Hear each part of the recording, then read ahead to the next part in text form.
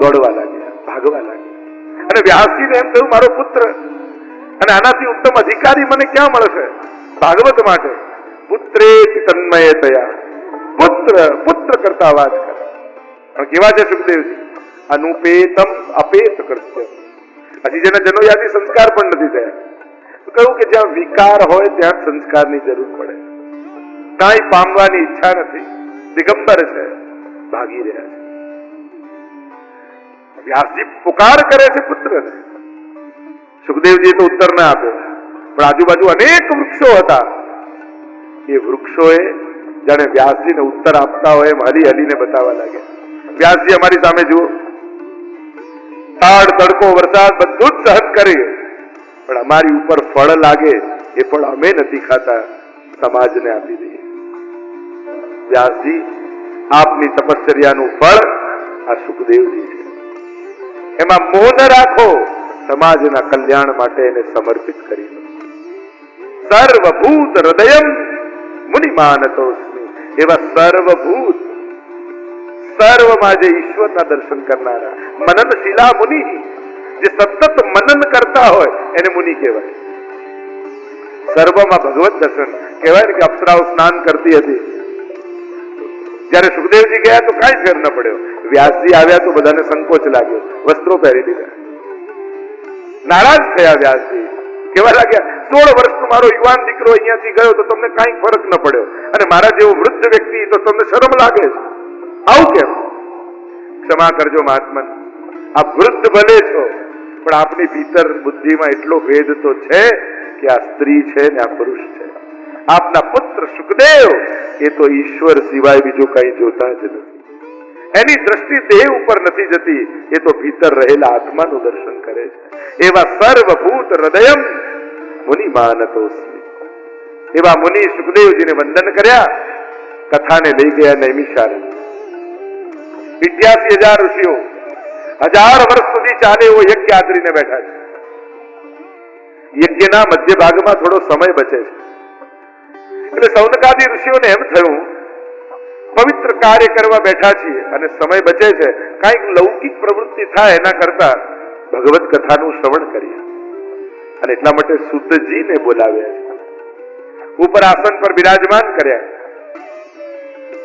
અને બિરાજમાન કરીને વંદન કરી સૌનકજીએ સુંદર પ્રશ્નો કરે.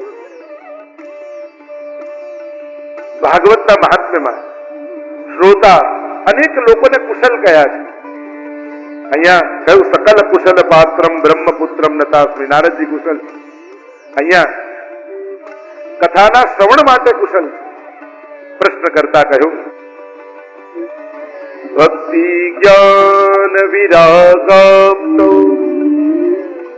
વિવેકો વર્ધતે મહા માયા મોહ નિરાશાશ્ચ વૈષ્ણવૈઃ ક્રિયતે કથમ. ગુરુદેવ, ભક્તિ જ્ઞાન અને વૈરાગ્યથી પ્રાપ્ત થનારા વિવેકની વૃદ્ધિ કેમ થાય? માયા મોહથી મુક્ત કેમ થવાય?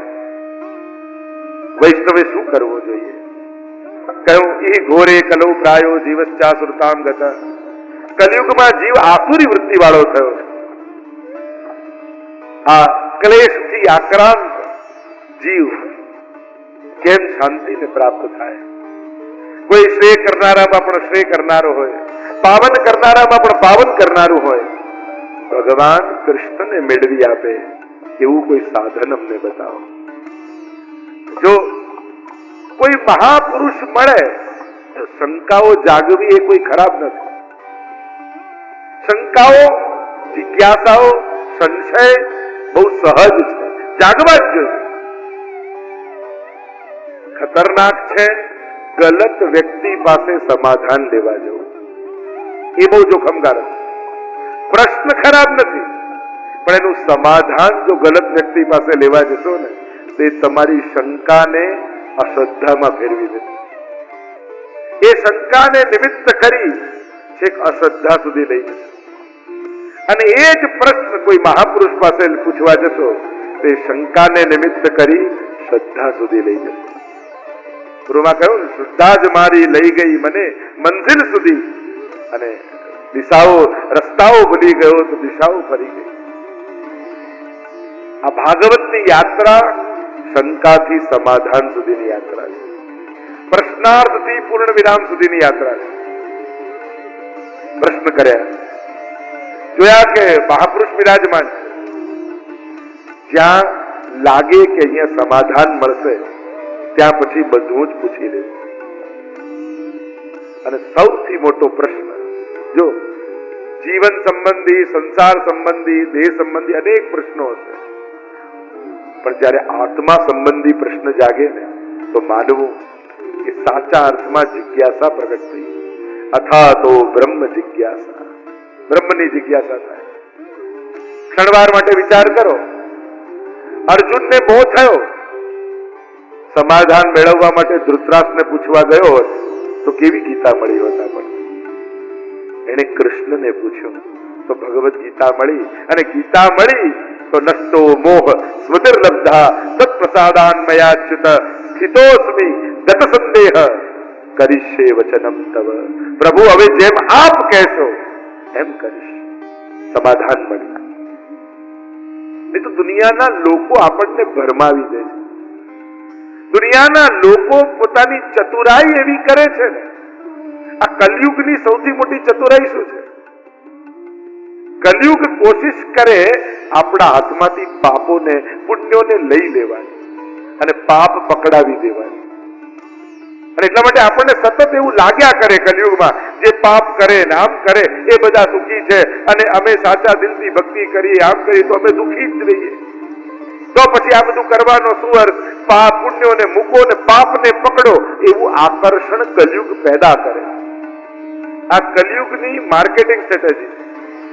એ પાપીઓને સુખી બતાવે અને પુણ્યશાળીઓને દુઃખી બતાવે. સુખ દુઃખ બધાના સરખા જ હોય.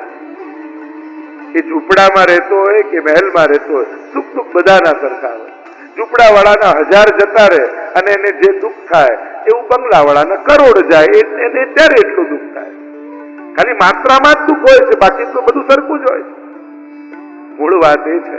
પણ કલયુગ એવું કોશિશ કરે તમને ભરમાવાની કે પાપ કરવાથી જ સુખી થવાય, અને પાપ માટે આકર્ષણ પેદા કરે. એટલે ક્યારે ભરમાતા નહીં. લોકો તમને આવીને કહેશે, લો તમારા બા તો આટલી સેવા કરતા ને આટલા પાઠ કરતા, તોય માંદા પડ્યા, તોય હોસ્પિટલમાં જવું પડ્યું. હવે સેવા કરવાને અને બીમાર પડવાને મેળ ક્યાં? કોઈ મેળ નથી. પણ લોકો એને કનેક્ટ કરીને કહેવા શું માંગે? આ સેવા અને પાઠ કઈ કામ લાગવાના નથી. મૂળ કહેવાની બાબત એ હોય, છોડો આને. સાચા અર્થમાં કેવું હોય તો આમ કહેવાય કે બા આટલા માંદા હતા પણ તોય હોસ્પિટલના ખાટલામાં બેઠા બેઠા યમનાષ્ટક છોડ્યા નહીં હોય. એને પાઠ મૂક્યા નહીં. પ્રેરણા તો આવી લેવાની. આપણને ઊંધી પ્રેરણા આપવામાં આવે છે. અરે આટલું દૂધ ચડાવો મહાદેવજી પર, આ બધું બગાડ થાય. ગિરિરાજજીમાં દૂધ ચડાવો, આટલો બગાડ થાય. એના કરતા ગરીબને આમ પીવડાવો, નાને આમ કરો, આને આમ કરો. મૂવીમાં બધું બતાવે. કોઈ મૂવી વાળા એવો પોસ્ટર મારે, અમારી મૂવી જોવા ના આવતા 500 રૂપિયા કોઈને જમાડી દેજો. કોઈ નથી. ના, પિક્ચર તો જો, એમાં બગાડ નથી. પણ તારી શ્રદ્ધા મજબૂત થાય અને તારો વિશ્વાસ ભગવાન પર વધે, એ બધું વધારાનું કામ. અરે હોટલોમાં કેટલો બગાડ થાય કોઈ પ્રશ્ન કરે છે? લગ્નોમાં કેટરિંગમાં કેટલો બગાડ થાય કોઈ પ્રશ્ન કરે છે? એવી 1000 જગ્યા તમને બતાવું જ્યાં બગાડ થાય, કોઈ પ્રશ્ન નથી કરતો. પણ આપણને ભગવાનની ભક્તિ વધારાની લાગે છે એટલે ત્યાં બધા જ પ્રશ્નો મૂકે છે. લોકો જાણી કરીને આપણી વિધિ વિધાનો પર શંકા પેદા કરવાની કોશિશ કરે. એમ કહી દો કે આ પિક્ચર ના જોશો, 500 રૂપિયા બગાડવાની શું જરૂર છે? બીજા બધાને આપી દો. આને તો કોઈ કહેતું નથી. મૂળ વાત એ છે, આ કલયુગ નો આ પ્રચાર માધ્યમ છે. કોશિશ કરે છે પાપ માટે આકર્ષણ થાય અને પુણ્ય માટે અભાવ પેદા થાય, એનો પ્રયાસ કલયુગ કરે છે. આ ધર્મની ગ્લાનિ કેમ થાય? યદા યદા હિ ધર્મસ્ય ગ્લાનિર્ભવતિ ભારત. ધર્મની ગ્લાનિ કેમ થાય? ધર્મની હાનિ કેમ થાય? કોઈ પાપી વ્યક્તિ ધર્મની ગ્લાનિ કરી શકતો નથી. એ પાપીમાં એટલું સામર્થ્ય નથી કે ધર્મનો નાશ કરી શકે. પણ ધર્મની ગ્લાનિ ક્યારે થાય? જ્યારે સજ્જન વ્યક્તિઓને ધર્મ ઉપર અવિશ્વાસ પેદા થવા લાગે. ભગવાન આશા રાખે છે સજ્જનો ઉપર. એ તો અસુર છે જ, એ તો પાપી છે જ, એની પર શું આશા રાખવાની? પણ સજ્જન વ્યક્તિઓને, સમજદાર વ્યક્તિઓને, ભણેલા ગણેલા લોકોને ધર્મ પ્રત્યે શંકા પેદા થવા લાગે ને ત્યારે ધર્મની ગ્લાનિની શરૂઆત થાય. આ કલિયુગનો પ્રભાવ છે. વિદ્વાનોની બુદ્ધિ પણ. ઘણા લોકો એમ કે આટલા ભણેલા ગણેલા તોય તમે ઠાકોરજીમાં માનો છો? અરે ભણી ગણીને તો વિશ્વાસ વધે કે ઘટે? અરે ગમે તેટલી મોટી રોયલ્સ રોય લાવ, પણ દીકરીના હાથે સાથીઓ ન કરાવો ને તો તમને મજા જ ના આવે. ગમે તેટલી મોટી કાર લાવ, પણ જયારે આપણા ઘરની દીકરીઓ વહુઓ એમાં સાથીઓ કરે ત્યારે મનમાં વિશ્વાસ આવે, હવે વાંધો નહીં આવે. એક નાનકડો સાથીઓ સુરક્ષાનું કારણ આપણને લાગે છે. આપણી શ્રદ્ધા છે, આપણા સંસ્કાર છે, આપણી સંસ્કૃતિ છે. આમાં ક્યાંય નાનપ અનુભવવાની ક્યારે તમારે જરૂર જ નથી. તમે શ્રદ્ધાની સંસ્કૃતિ સાથે જોડાયેલા છો. એક નાનકડો પ્રસાદી ઉપરનો પણ બાંધ્યો હોય ને તો આપણને લાગે કે આપણને વાંધો નહીં આવે. આ આપણી શ્રદ્ધા છે. આ નાની નાની વસ્તુઓ સાથે આપણી શ્રદ્ધા અને વિશ્વાસ જોડાયેલા છે. એ આપણને આપણી સુરક્ષાના કારણો લાગે. એક નાનકડા ઉપરણામાં મારો ઠાકોરજી